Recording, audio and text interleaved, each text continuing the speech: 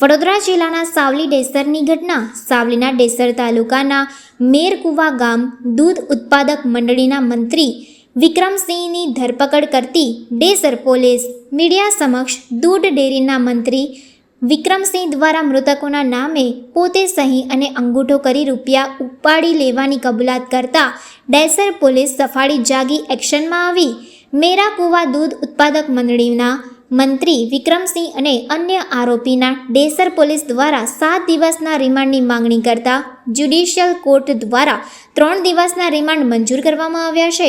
મેરાકુવા દૂધ ઉત્પાદક મંડળીમાં મૃતક સભાસદોના નામે બેંકમાં ખોટી સહી કરીને 39 લાખથી વધુની ઉચાપતનો મામલો ગરમાયો હતો. સાવલીના ધારાસભ્ય કેતન ઇનામદાર દ્વારા 3 દિવસ અગાઉ પ્રેસ કોન્ફરન્સ યોજી થયેલ ગેરરીતિમાં જવાબદાર લોકો ઉપર કાયદેસરની કાર્યવાહી કરવા માટે વહીવટી તંત્રને અપીલ કરવામાં આવી હતી. મીડિયા દ્વારા સમગ્ર મામલો લોકો સમક્ષ જાગૃત કરતા આખરે ડેસર પોલીસ સફાળી જાગી હતી.